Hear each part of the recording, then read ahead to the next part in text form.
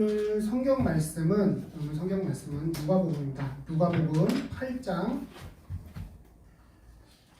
4절에서 5절 말씀입니다. 누가복음 8장 4절에서 8절.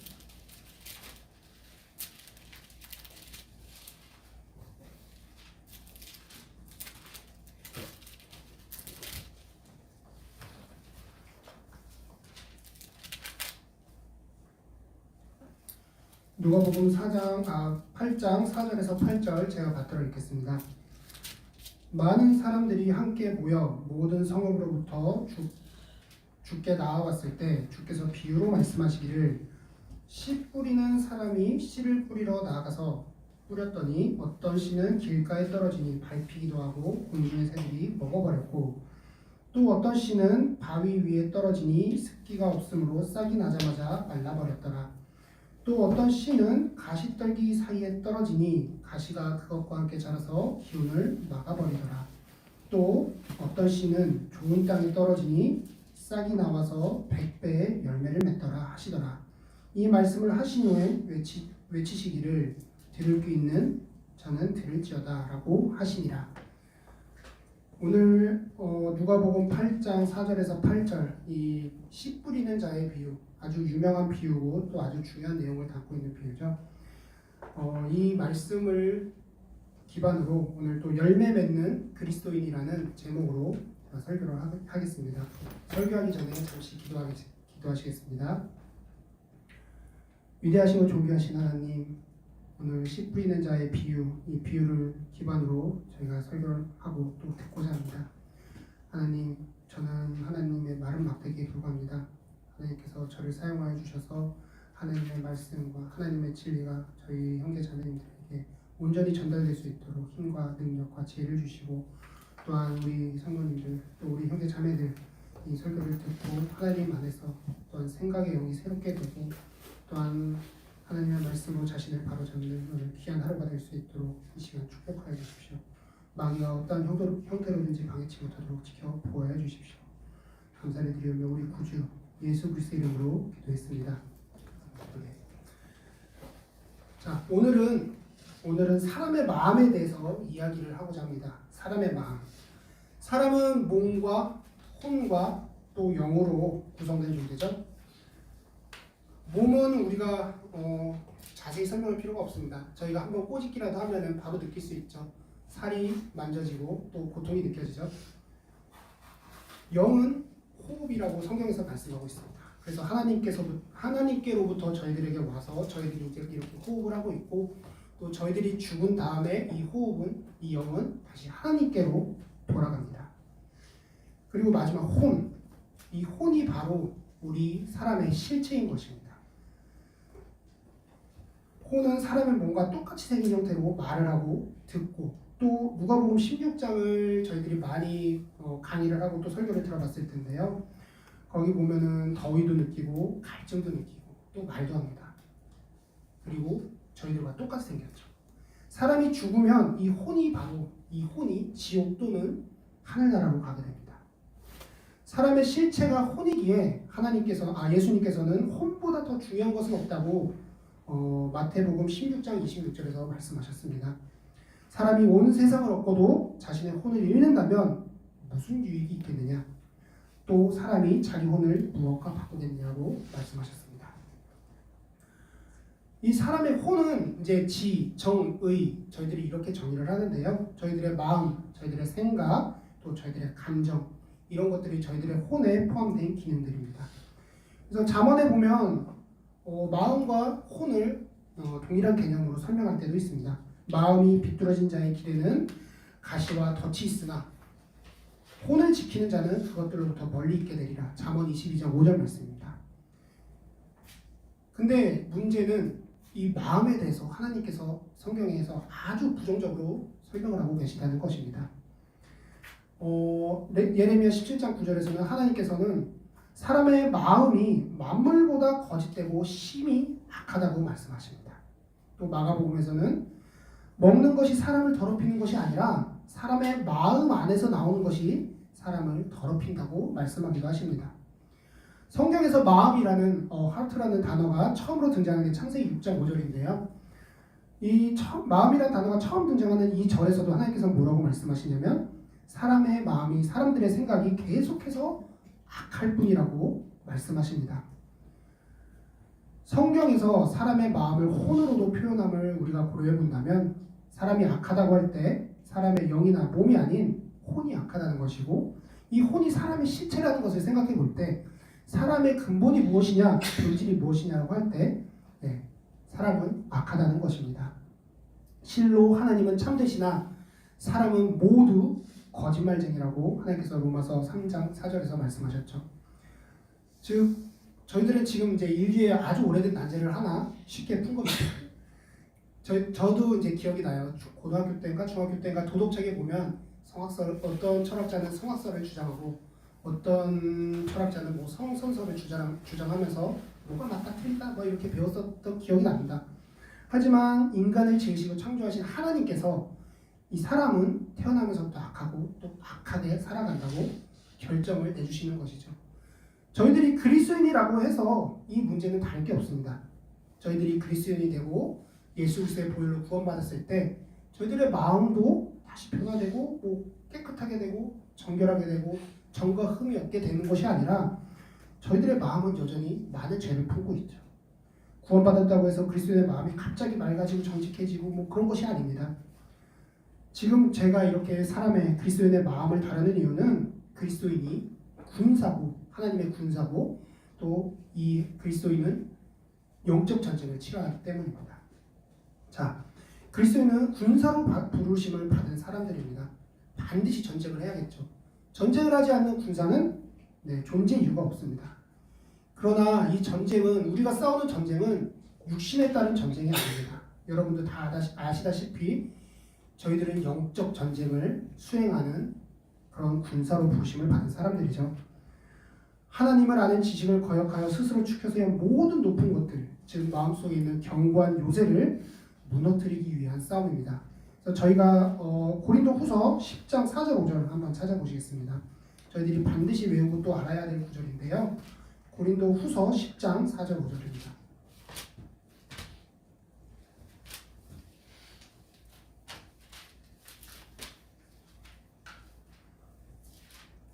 고린도후서 10장 4절 5절 제가 읽겠습니다. 우리의 전쟁 무기는 육신적인 것이 아니요 오직 하나님을 통하여 견고한 요새들을 무너뜨리는 능력이라. 자, 저희들 안에 견고한 요새가 있다고 말을 하고 있습니다. 그리고 5절 여러 가지 구상과 하나님을 아는 지식을 거역하여 스스로 축혀 세운 모든 높은 것들을 무너뜨리며 모든 생각을 사로잡아서 그리스도께 복종케 하나니. 저희들 안에 하나님을 아는 지식을 거역하여서 스스로 축혀 세운 많은 높은 것들이 있다는 것입니다. 저희들 마음 안에 그런 하나님의 생각과는 하나님의 지식과는 반대가 되는 그런 지식체계, 생각, 철학, 계획 그런 것들이 저희들 마음 안에 견고한 요새를 만들고 있다는 것이죠. 그것을 하나님의 말씀으로 무너뜨리고 바꾸고 이것이 바로 영적 전쟁이라고 하나님께서 말씀하십니다. 따라서 이 영적 전쟁의 전쟁터는 어디입니까? 저 바깥 세상, 피지컬한 월드입니까? 그것이 아니라 전쟁터는 바로 저희들의 마음이고 저희들의 혼이라는 것입니다. 예를 들어보죠. 그리스도인이 구령을 할 때 죄인의 혼을 두고 사탄과 그리스도의 군사인 저희 구령자 사이에 전쟁이 벌어지는 것입니다. 저희들은 하나님의 말씀으로 이 구령자의 마음 안에 있는 자신이 죄인이라는 것을 거부하는 그런 생각과 이론들, 철학들 이런 것들을 무너뜨려야 합니다. 그리고 당신은 죄인이고 그 죄 때문에 지옥에 갈 수밖에 없지만 우리 주 예수 그리스도께서 당신의 죄를 해결하셨다. 십자가 위에서 해결하셨다. 저희들이 그렇게 그 사람의 마음을 바꿔야 되는 것이고 생각의 영안에서 새롭게 만들어야 되는 것이죠. 이것이 영적 전쟁의 이유입니다. 마귀는 한 죄인이 그리스도인이 되어서 하나님의 아들이 되었다고 해서 근데 그 혼을 또 포기하지 않습니다. 그렇기 때문에 이 영적 전쟁은 저 세상에 있는 죄인들의 마음속에만 있는 것이 아니라 그리스도인이 된 저희들 마음속에서 더 격렬하게 벌어지고 있습니다. 왜냐하면 이 영적 전쟁, 저 세상에 있는 사람들은, 죄인들은 성경을 안 읽잖아요. 자신이 성경을 읽고 이게 하나님의 뜻이구나 하고 하나님 뜻대로 해야겠다라고 생각도 하지 않잖아요. 그렇기 때문에 마음의 갈등이 있을 수가 없습니다. 하지만 그리스도인이라면 성경을 읽죠. 그리고 성경을 보게 되면서 때로는 이제 영적으로 어렸을 때는 이건 아닌데 라고 생각할 때도 있고, 이제 성숙한 그리스도인이라면 하나님께서 이렇게 생각하시는구나, 나는 그렇게 하지 않았었네 라고 생각할 때도 있겠죠. 그리고 그것이 마음의 갈등으로 다가오고 또 그 마음 안에서 그 말씀을 실천하려는 마음과 또 그걸 실천하지 못하게 하려는 마귀, 그 전쟁이 저희들 손에 있다는 것입니다. 네. 그래서 정리하자면 세상 죄인이든 아니면 그리스도인이든 간에 마음속에 그런 영적 전쟁이 있다는 것이죠. 그렇기 때문에 이 마음이 상당히 중요합니다. 자, 그래서 하나님께서는 잠언 4장 23절에서 이렇게 말씀하십니다. 열심을 다하여 네 마음을 지키라. 이는 삶의 문제들이 거기서 나옵니다. 우리의 마음의 문제가 바로 삶의 문제라고 하나님께서 말씀하시고, 그렇기 때문에 그 마음을 지키라는 것입니다. 결국 그리스도인의 성장, 그리스도인이 열매 맺는 것, 하나님의 말씀에 내 마음을 얼마나 잘 일치시키느냐, 얼마나 잘 그리고 지켜내느냐, 내 마음을, 여기에 그리스도인의 성장과 그리스도인의 열매 맺는 것이 달려있다는 것입니다. 자, 로마서 12장 2절에서 하나님께서 너희는 이 세상과 일치하지 말고 너희 마음을 새롭게 함으로써 변화를 받아 하나님의 선하시고 기뻐하시고 온전한 뜻이 무엇인지 입증하도록 하라 라고 말씀하셨습니다. 너희의 마음을 새롭게 하라는 것이죠. 또 에베소서에서는 4장 23절에서는 이전 행실에 관해서는 기만의 욕망을 따라 썩어진 옛사람을 벗어버리고 너희 생각의 영 안에서 새롭게 되어, 생각의 영 안에서 새롭게 되라는 것입니다. 새롭게 되되 하나님의 말씀에 기반해서 새롭게 되어야 되는 것이겠죠. 그렇게 하나님께서는 저희들이 생각의 영 안에서 새롭게 되어서 우리의 생각을 하나님의 생각과 일치시키라고 말씀하고 계십니다. 하지만 하나님의 말씀으로 규제받으며 성장하는 사람을 보는 것은 쉽지가 않습니다. 예수님께서도 그러나 인자가 올 때 그가 세상에서 믿음을 찾아볼 수 있겠느냐고 말씀하셨죠. 네, 성장한 사람, 장성한 분량이 이른 사람을 찾는 것은 참 쉽지 않습니다. 예수 그리스도의 재림이 가까운 지금 셀 수도 없는 많은 설교들이 인터넷에 있습니다. 유튜브에 보면 정말 셀 수 없는 설교들과 강의들이 있죠. 성경 강의들. 그래서 사람들은 자기 마음에 맞는 설교를 찾아서 하루에도 몇 번씩 설교를 듣습니다.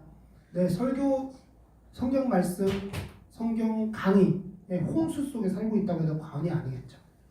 설교나 성경 강의 홍수 속에서도 그리스도의 충만하심의 장성한 분량에 이른 사람을 찾기 힘든 이유가 무엇입니까? 하나님의 말씀이 그렇게 많이 돌아다니고 하나님 성경 지식에 대한 강의가 그렇게 인터넷상에 많이 돌아다니고 그렇게 많은 소스들이 있음에도 불구하고 하나님의 말씀으로 성장하지 못하는 이유가 무엇입니까? 그것은 또한 마음의 문제라는 것입니다. 하나님의 말씀을 아무리 많이 자주 들어도 성장할 수 없는 마음이라면, 내 마음 상태가 성장할 수 없는 마음 상태라면 주의 모든 이름 위에 크게 하신 이 한글 킹제임스 성경을 읽음에도 불구하고 우리가 성장할 수 없다는 것입니다. 따라서 성장하여 열매를 맺을 수 있는 마음에 대해서 아는 것은 매우 중요하다 할 수 있겠습니다. 어떤 마음 상태가 과연 성장할 수 있는 마음인가?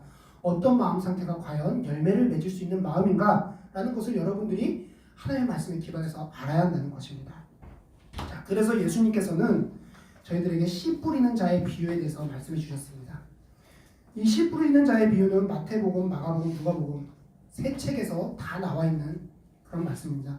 하나님께서 무언가 우리들에게 해주고 싶으신 말씀이 있는데 그 말씀을 성경책이라는 이 하나님의 말씀이라고 하기에는 좀 얇은 책일 수 있겠죠.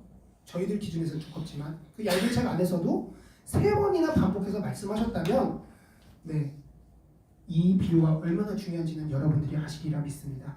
자, 이 비유는 마음의 생각들과 의도들을 판별하는 하나님의 말씀입니다. 즉 이 말씀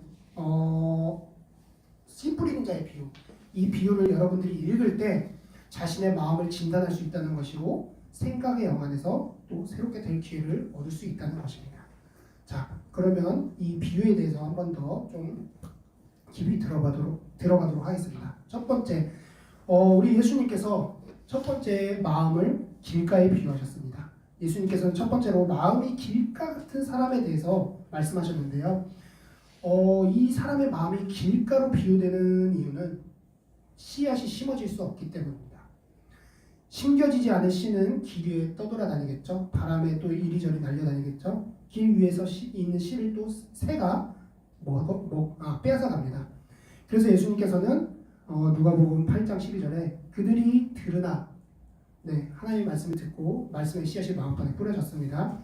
그들이 들으나 마귀가 와서 그들의 마음에서 말씀을 빼앗아 가버림으로 믿지도 구원받지도 못하는 자들이라고 설명해 주셨습니다.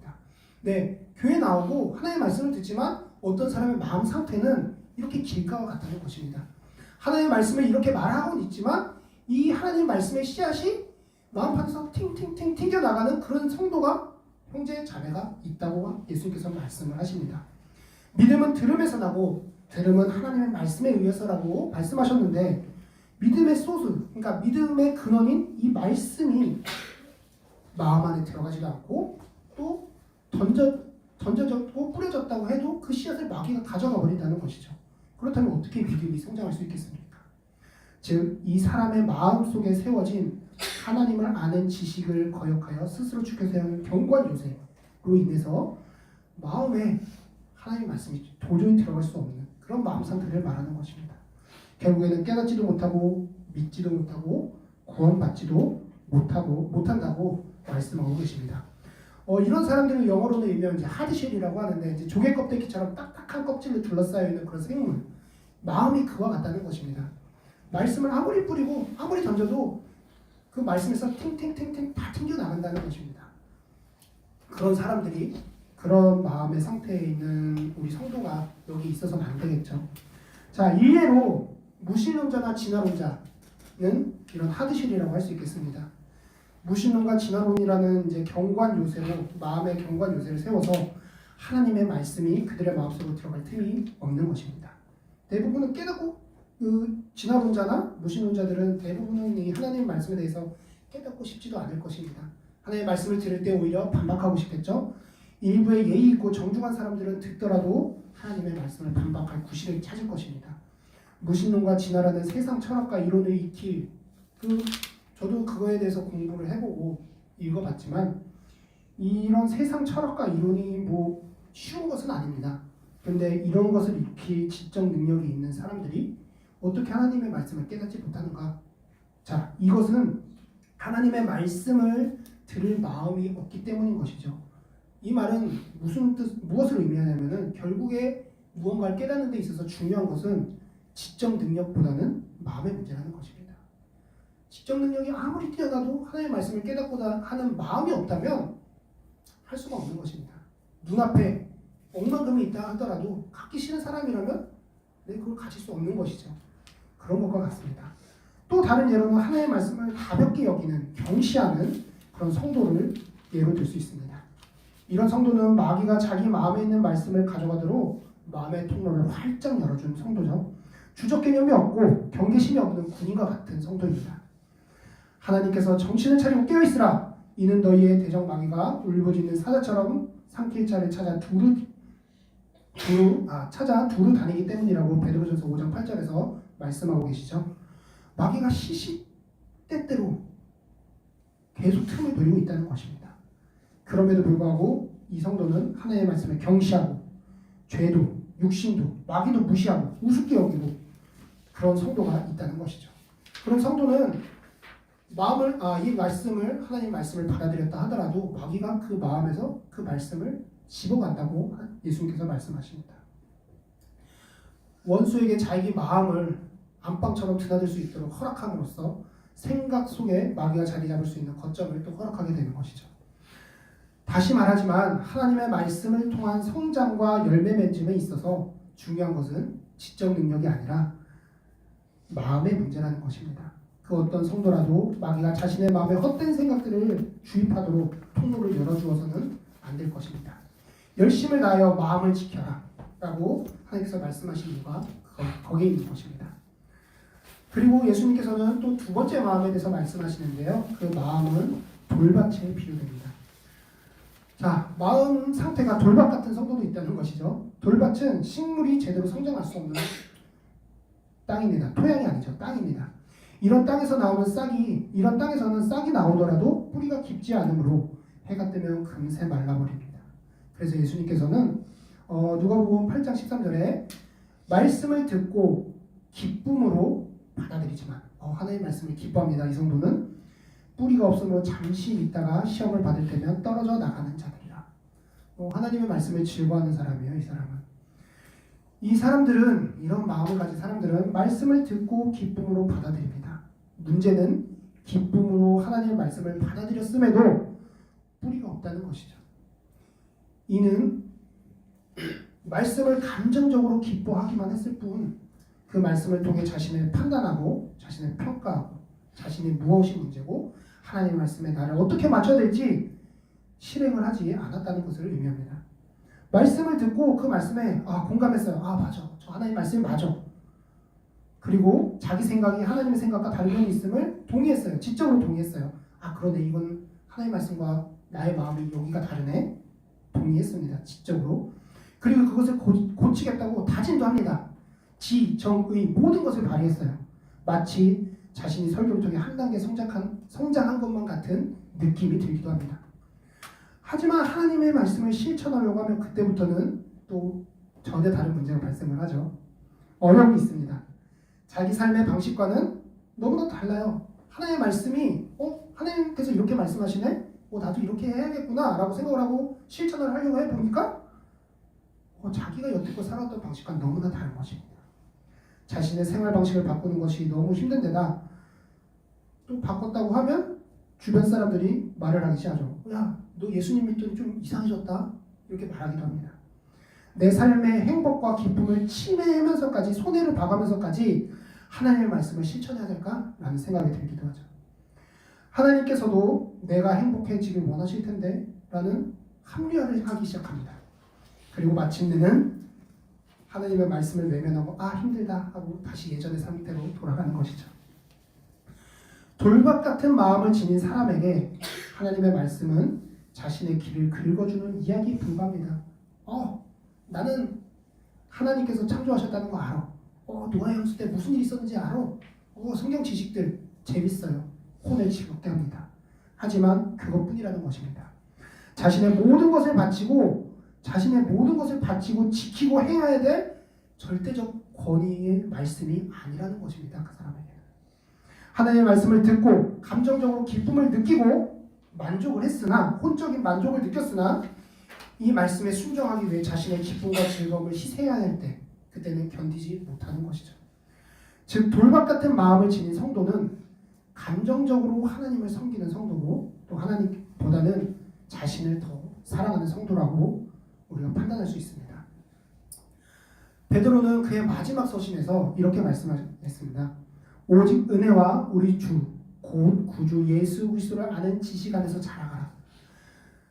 베드로서 3장 18절이죠. 지식 안에서 자라가라.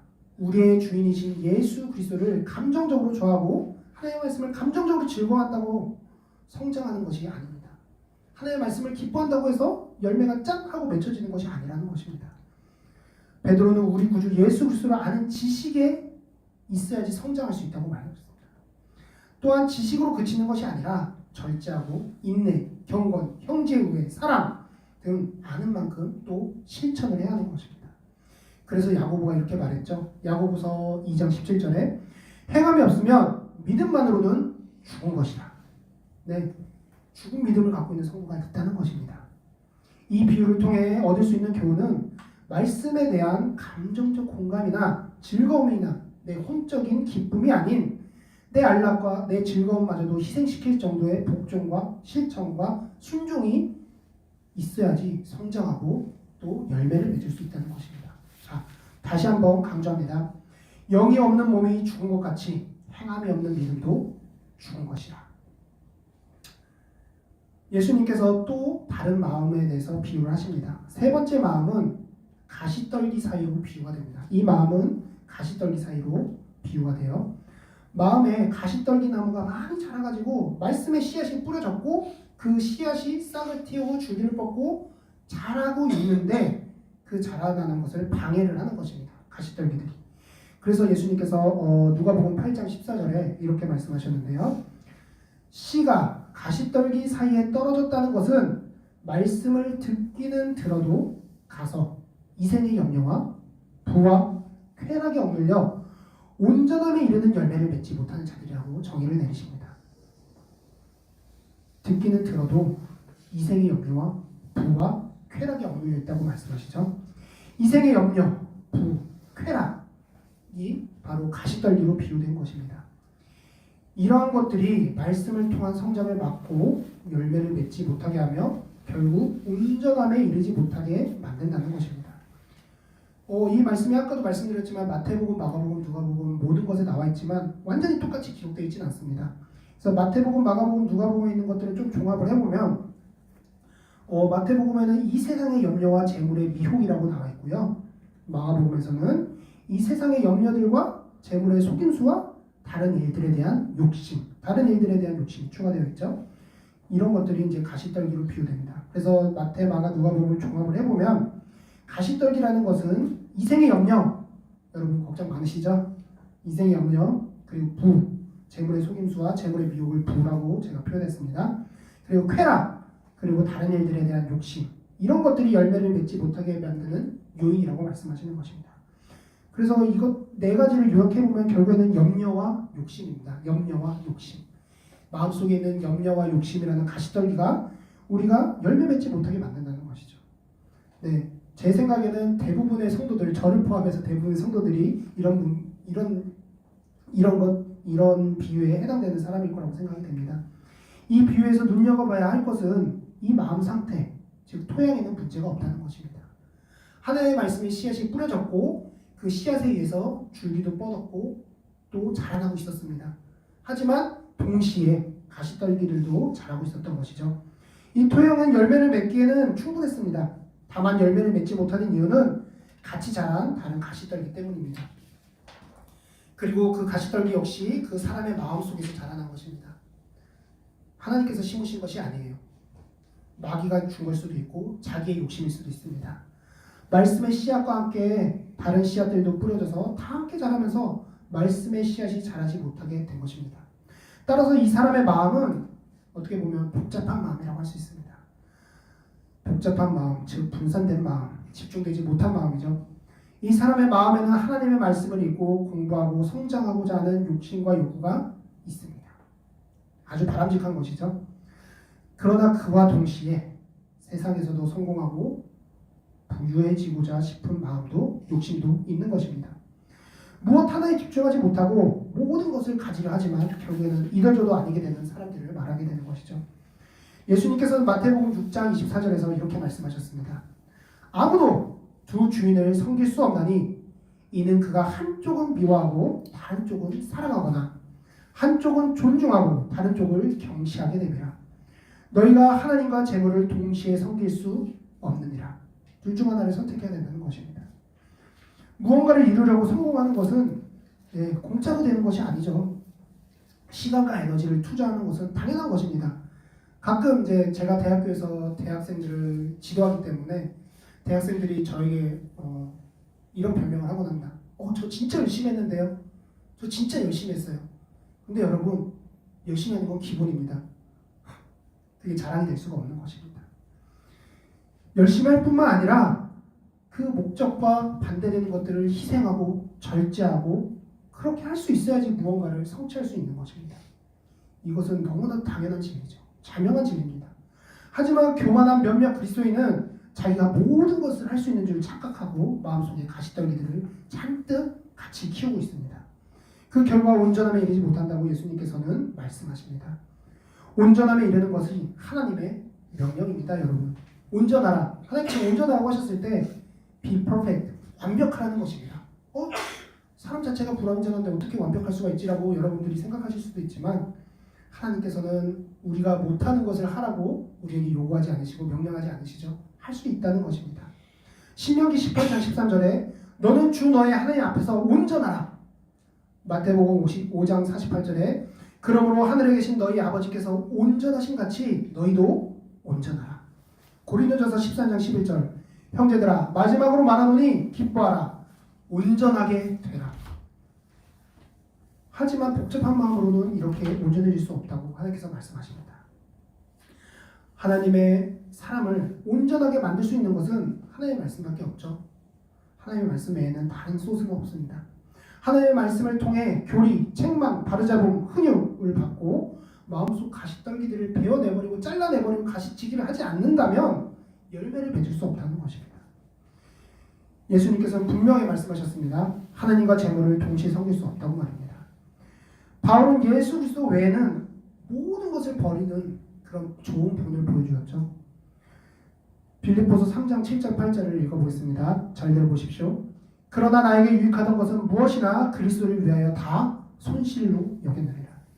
실로 모든 것을 손실로 여김은 그리스도 예수 나의 주를 아는 지식이 가장 고상하기 때문이며 내가 그를 위하여 모든 것을 잃어버리고 그것들을 오히려 배설물로 여김은 그리스도를 얻기 위함이라고 바울이 그렇게 고백했습니다. 여러분, 바울은 요즘 시대로 말하면은 그 엄친아라고 할 수 있죠. 육신적으로 자랑할 수 있는 게 너무나 많은 사람이었습니다. 바리새인이었죠. 유대인이었죠. 로마 시민권자였죠. 그리고 그냥 어영부영 사는 유대인이 아니었습니다. 하나님의 율법의 진심이었습니다. 그래서 가장 엄격하다고 할 수 있는 바리새 종파라는 곳에 속해서 또 가장 유명한 선생님인 가말리엘이라는 율법 박사 밑에서 수학을 한 사람입니다. 요즘 시대로 따지면 서울대 수석으로 합격해서 댁내 아들은 공부도 잘하고 좋겠어요. 이런 말을 들었던 그런 우수한 인재라는 뜻이죠. 근데 바울이 그 모든 것을 배설물로 여겼다는 것입니다. 무엇 때문에? 자기가 예수 그리스도를 알았기 때문에. 그거 외에 모든 것은 다 손실로 여겼다는 것입니다. 이렇게 바울은 가지치기를 한 것이죠. 이것이 바로 여러분과 같은 성정을 지닌 한 신실한 성도가 마음의 욕심과 염려를 잘라낸 그 본을 보여주는 것입니다.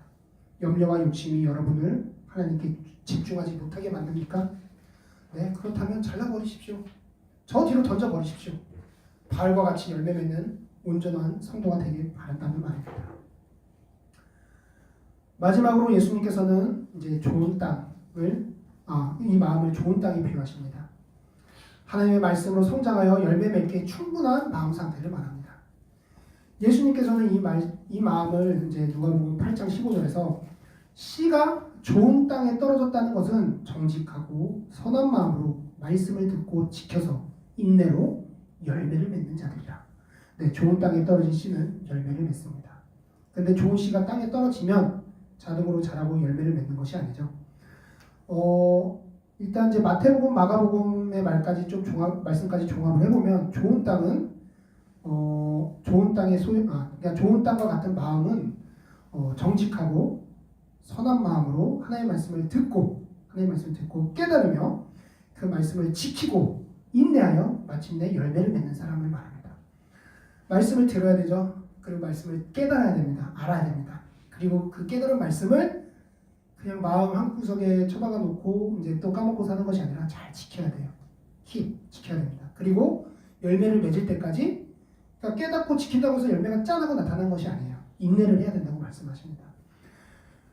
마음 상태가 좋을 뿐만 아니라 깨달은 말씀을 마음속에 새기고 지켜야 하고 열매를 맺기까지 인내를 해야 된다고 예수님께서 말씀하십니다.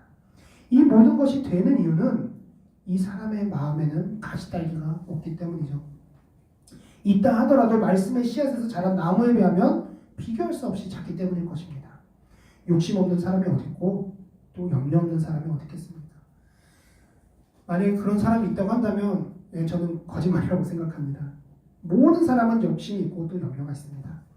하지만 이 좋은 땅의 마음을 갖고 있는 사람은 염려와 욕심을 하나님의 말씀으로 억제하고 제거한 사람입니다. 십자가에 못 박힌 사람이죠. 그리고 하나님의 말씀을 주야로 묵상하는 강가에 심겨진 나무 같은 사람입니다. 욕심과 염려가 있지만 그보다 더 많이 하나님의 말씀을 읽고 공부하고 기도하고 하나님께 밀착해 있는 사람이죠. 하나님의 말씀 외에는 바라지도 않고 알지도 않기로 결심하고 작정한 사람입니다. 그래서 고린도전서 2장 2절에서 바울이 또 이렇게 말하죠. 이는 내가 예수 그리스도와 그의 십자가에 못 박히심 외에는 너희 가운데서 아무것도 알지 아니하기로 작정하였으며. 네, 바울은 작정한 겁니다. 바울이 예수님을 만나기 전까지 알고 배워왔던 그 모든 것이 소중하죠. 이스라엘 사회에서 살아가는데 왜 소중하지 않겠습니까? 하지만 바울은 그 모든 것을 알지 않기로 내가 배웠던 거 다 취소야, 다 버려, 이렇게 작정을 했다는 것입니다. 작정은 의지의 표명이죠. 스스로 그렇게 결심한 것입니다. 예수 그리스도 외에는 아무것도 알지 않기로 말합니다. 즉 이 사람은 단순한 마음, 단순해요. 마음이 집중된 마음을 가진 사람입니다. 이 사람이 단순한 마음을 지닐 수 있는 이유는 이 사람이 뭐 인생이 순탄하고 평안하고 아무 문제 없고 욕심도 없고 아주 그냥 평화 그 자체이기 때문인 것이 아닙니다. 이 사람에게도 욕심이 있어요. 이 사람에게도 걱정이 있습니다. 염려가 있습니다. 인생에 많은 문제가 있습니다. 하지만 아무것도 염려하지 말라는 하나님의 말씀으로 그 말씀을 목숨처럼 지킨 사람이고요. 욕심과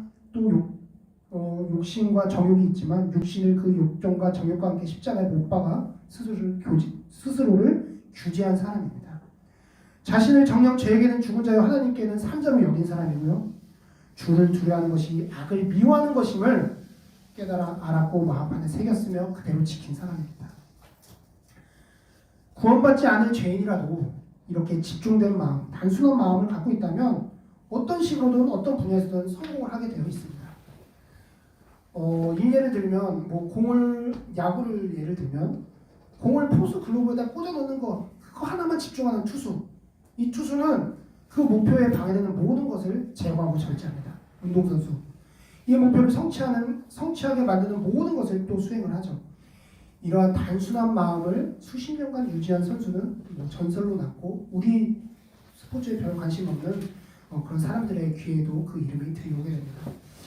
최근에 가장 유명한 야구 선수는 이제 일본 선수 오타니라는 선수가 있는데 오타니 쇼이라는 선수인데 제가 설교 때문에 알아보니까 저는 이제 야구에 대해서 잘 모릅니다. 그래서 이 선수의 위대한 업적에 대해서는 제가 잘 설명할 수 없을 것 같아요. 어쨌든 이제 저랑 12살 차이 나는 띠동갑인 동생인데 아는 동생은 아니고요.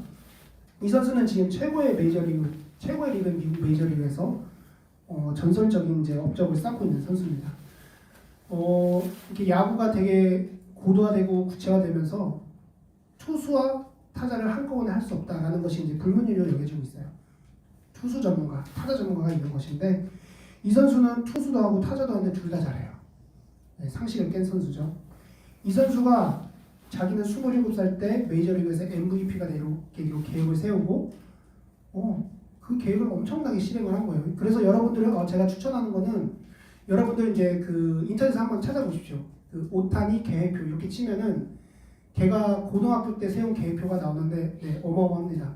그리스도인도 이렇게 해야 되는데 라는 생각이 절로 나올 정도로 어마어마한 계획표를 세워서 이제 그대로 그 생각만으로 실천을 한 사람이다.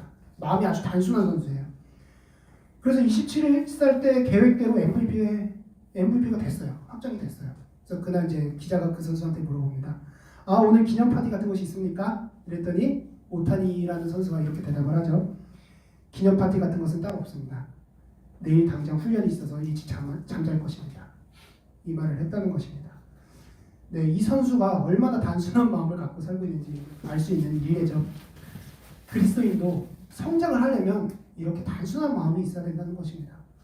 물론 모든 사람의 걱정과 염려가 있어요. 그리고 매 순간 밀려드는 많은 하나님께 집중하지 못하게 만드는 많은 일들이 있습니다. 그걸 하지 마시라는 것이 아니에요. 그것을 하되 하나님을 향한 그 마음, 집중력 그게 풀려지면 안 된다는 것입니다. 이처럼 그리스도인도 경기장을 달리는 운동선수에 비유되기도 합니다. 아까 제가 그리스도인이 군인에 비유된다고 했는데요. 동시에 또 운동선수에도 비유가 됩니다.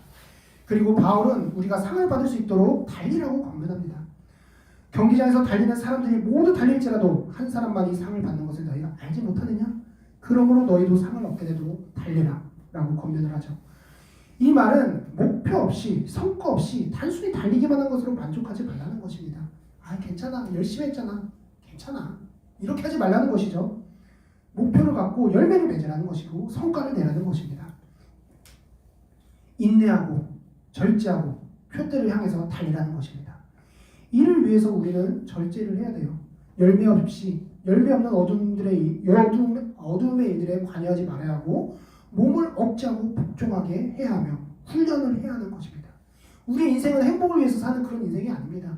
인생은 훈련입니다. 그리스도인에게는 특히나 그렇습니다. 인생은 훈련입니다. 단순한 마음이 아니라고 해서 구원을 잃어버리거나 타락적으로 사는 것은 결코 아닙니다. 단순한 마음에서 떠나 복잡한 마음이 들기 시작할 때 사람이 어디까지 망가지고 어디까지 타락할 수 있는지 그 예를 한번 알려드릴게요. 그 선명한 예가 바로 이브입니다. 이브. 자, 이브에게 떨어진 명령은 단 하나였죠. 성과 악의 지식의 나무에서 난 열매를 먹지 말아라. 그거 하나였습니다. 성경도 없었습니다. 그때는. 이브가 지켜야 될 하나님의 말씀 딱 하나였어요. 성과 악의 지식의 나무에서 나오는 열매를 먹지 말아라. 근데 어느 날 뱀이 나타났어요. 이브에게. 그리고 뱀이 한마디 합니다. 진짜야? 하나님께서 그거 먹지 말래? 왜? 정말이야? 의문을 품게 만든 것이죠. 그러자 이브의 마음이 복잡해지기 시작했어요. 그 열매가 먹음직하고 보기에도 즐겁고 정말로 자신을 현명하게 만들 수 있을 것 같고 자신의 신처럼 만들 수 있을 것 같았어요. 정말 그렇지 않을까? 그런 의문이 들기 시작했습니다. 눈이 열려 신과 같이 될 수 있으리라는 욕심이 결국 이브에게 왔고 그리고 이브는 하나님의 말씀을 오겠죠. 그리고 인류는 타락했고 저희들은 지금 죄인으로서 이 세상에 태어나게 된 것입니다. 네. 그래서 바울은 이 사건을 언급하면서 우리 고린도후서 11장 3절에서 이렇게 말을 합니다. 나는 뱀이 그의 관계로 이브를 속인 것 같이 너희의 마음도 어떤 방법으로든 그리스도 안에 있는 단순함에서 떠나 부패할까 두려워하노라. 바울이 걱정했던 것이 무엇이죠? 우리가 그리스도 안에 있는 단순함에서 떠나게 될까봐 걱정했던 것입니다. 여러분, 복음이 복잡한가요? 어려운가요? 단순합니다. 하나님의 뜻대로 사는 것이 어려운가요? 사실 단순해요. 하나님 말씀대로 하면 되는 것입니다. 이 하나님의 말씀대로 하면 된다. 이 한마디면 다 끝나는 거예요. 네, 복잡하지 않습니다. 그리스도 안에 있는 단순함에서 떠날까봐 두려워했습니다. 바울이. 그리고 저 또한 여러분들이 단순함에서 떠날까봐 두려워해야 된다고 생각을 하고 있습니다. 자, 이렇게 하나님께서는 예수님께서는 네 가지 마음에 대해서 우리에게 말씀해 주셨어요. 하나는 돌밭, 길가, 그 다음 하나는 돌밭, 그 다음은 가시떨기, 그 다음은 좋은 땅. 이런 네 가지의 마음이 있다는 것입니다. 자, 이제 설교의 결론을 맺겠습니다. 여러분들은 아실 거예요. 우리나라의 군대가 참 세다는 것을. 그리고 또 많은 특수부대가 있다는 걸 아실 겁니다. 육해공군 각 군마다 한두 개 그는 또는 더 이상의 특수부대들을 가지고 있는 걸로 알고 있습니다. 참고로 저는 군대를 안 다녀서 잘은 모르지만 그래서 설교를 위해서 준비를 했습니다. 그래서 보면 이제 UDT-7이라는 이제 특수부대가 해군에 이제 소속이 돼 있는데 UDT의 그 임무는 이제 바다 밑에 들어가서 이제 폭발물을 설치하는 그런 것이 주 임무라고 합니다. 이 특수부대는 12주 동안 기초훈련을 받는다고 합니다. 그리고 합격률은 한 40%밖에 안 된다고 해요. 일주일 내내 잠을 안 재우는 훈련도 하고 전쟁 중이라고 생각을 하니까요. 일주일 내내 밥을 안 주기도 합니다. 네, 뭐 보급이 끊기면 밥을 못 먹을 수도 있으니까요. 훈련받는 동안은 항상 물에 젖어 있습니다. 땅에서 훈련받을 때도 제가 이것 때문에 찾아보니까 그 훈련병들한테 계속 물을 뿌리더라고요. 찬물을 계속 뿌립니다. 젖어 있습니다. 추위를 계속 견뎌내야 되고요. 교관들은 혹독하게 훈련병들을 교육시킵니다. 근데 이 훈련병들이 제일 모욕을 받고 제일 그 기합을 받을 때가 언제냐면 중간에 포기하거나 겁낼 때. 그때는 진짜 이루 말할 수 없는 모욕과 기합을 주면서 교관들이 책망을 합니다. 그래서 제가 알아봤던 게 뭐냐면 이제 깊이 잠수를 해서 뭐 5분 동안 잠수를 해야 되는데 한 3분 지나면 이제 죽을 것 같으니까 이제 훈련병들이 막 헉 하면서 막 나오는 거예요. 나오면 이제 작살이 나는 겁니다. 기합을 먹고 욕 먹고. 근데 어떤 훈련병은 그냥 차라리 그 안에서 기절을 해요. 코피를 흘리면서. 그러면은 이제 교관들이 그 기절한 훈련병을 꺼내가지고 막 심폐소생술 뭔가 CPR을 하면서 이제 살려내죠. 살려내서 정신이 들어오면은 칭찬을 합니다. 잘했다. 네, 이게 이제 UDT 정신이라는 것이죠. 이 훈련을 완수하겠다는 생각에 다른 생각을 가지지 않는 훈련병은 살아남는데 그 훈련병들이 얘기를 하더라고요. 그만둘까? 아 힘든데? 아 내가 어제만 해도 엄마 밥 먹고 따뜻한 밥 먹고 잘 지냈는데 따뜻한 이불에서 잤는데 아 너무 힘든데? 안 되겠는데? 이런 생각이 드는 순간 그 순간부터 그 사람은 끝까지 훈련을 완료할 수 없다고 그 사람들이 얘기를 하더라고요. 체험한 사람들이. 훈련을 통과하겠다. 반드시 극복하겠다. 이 한 마음만 갖고 있는 사람들은 통과를 한다고 합니다. 생각이 복잡해지기 시작한 순간 이제 되는 게 없는 것이죠. 여러분 아십니까? 습관은 행동에만 스며드는 것이 아닙니다. 습관적인 행동만 있는 것이 아니에요. 습관적인 생각, 습관적인 의지도 있습니다. 어떤 사람은 어려움 앞에서 습관적으로 돌파할 거야, 이겨낼 거야, 이겨낼 수 있어 라고 생각을 합니다. 하지만 어떤 사람은 어려움 앞에서 습관적으로 피합니다. 회피합니다. 우회합니다. 자, 여러분 생각도 습관을 들일 수 있다는 것입니다. 이처럼 혹독한 훈련을 통해서 몸의 습관뿐만 아니라 생각과 정신의 습관도 들이는 것이죠. 그래서 습관적인 투쟁, 습관적인 극복, 습관적인 인내, 습관적인 절제를 각인시키는 과정이 특수부대의 훈련 과정인 것입니다. 이 특수부대 훈련을 통과하는 정신에는 영적 전쟁을 수행하는 그리스도의 군사에게 주는 교훈이 있습니다. 그것은 단순한 마음을 지녀야 한다는 것이죠. 훈련을 포기해야 될 이유는 얼마든지 있습니다. 우리가 그리스도를 따르지 말아야 될 이유도 뽑아보면 얼마든지 있겠죠. 하지만 포기하지 말아야 할 확고한 이유 단 하나가 있으면 이겨내고 견뎌내고 수료할 수 있는 것입니다. 이처럼 성장을 하는 것도 열매를 맺는 것도 고난을 이겨내는 것도 그리스도 안에 있는 단순함을 지켜내느냐 마느냐에 달려 있는 것입니다. 내 마음을 복잡하게 만드는 욕심이 있습니까? 저 뒤로 던져버리십시오. 내 마음을 복잡하게 만드는 염려가 있습니까? 걱정이 있습니까? 문제가 있습니까? 하나님의 말씀으로 이겨내십시오. 시편 55편 22절에서는 너의 짐을 주께 맡기라. 그리하면 그가 너를 붙드시고 의인이 흔들리는 것을 결코 허락하지 아니하시리라고 말씀하십니다. 또 아무것도 염려하지 말고 다만 모든 일에 기도와 간구로 너희의 구하는 것들을 감사함으로 하나님께 알려지게 하라고 명령하십니다. 그리하면 모든 지각을 초월하시는 하나님의 평강이 그리스도 예수 안에서 너희의 마음과 생각을 지키시리라. 빌립보서 4장 6절 7절 말씀이죠. 또 베드로전서 5장 7절에서 하나님께서 이렇게 말씀하십니다. 너희의 염려를 다 하나님께 맡기라. 이는 그분께서 너희를 돌보시니라. 하나님께서 저희를 돌보십니다.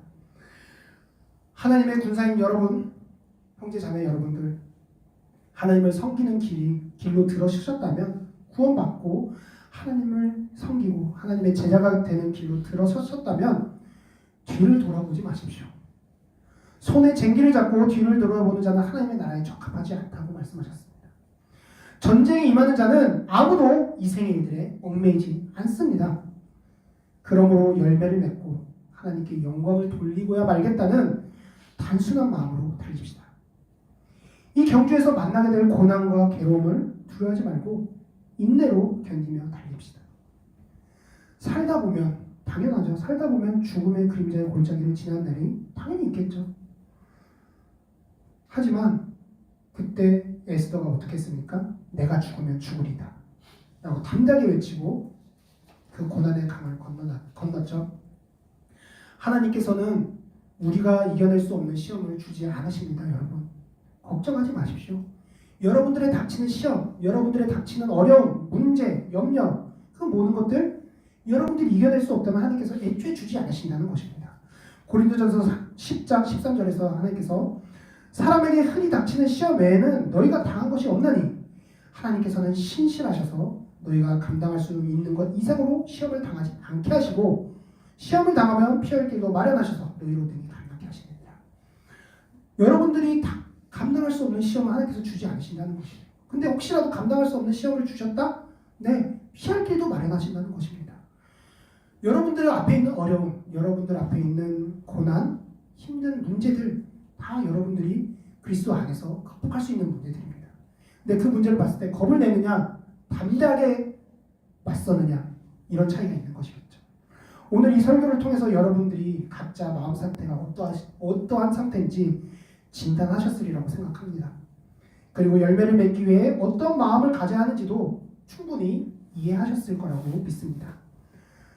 단순한 마음을 위해 여러분들을 버려야 하고 절제하고 자기 부인을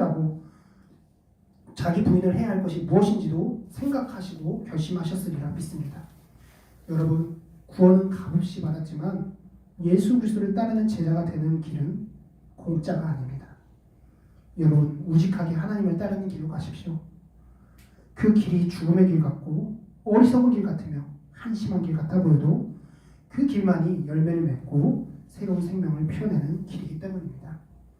단순한 마음으로 주 예수 그리스도를 섬기고 성장하고 열매를 맺고 그 열매로 하나님께 영광을 돌려드리는 성도들이 되기를 간절히 바랍니다. 마지막으로 요한복음 12장 24절 읽으면서 설교를 마치도록 하겠습니다. 진실로 진실로 내가 너희에게 말하노니 한 알의 밀이 땅에 떨어져 죽지 아니하면 한 알 그대로 남아있지만 죽으면 많은 열매를 맺느니라. 기도하시겠습니다.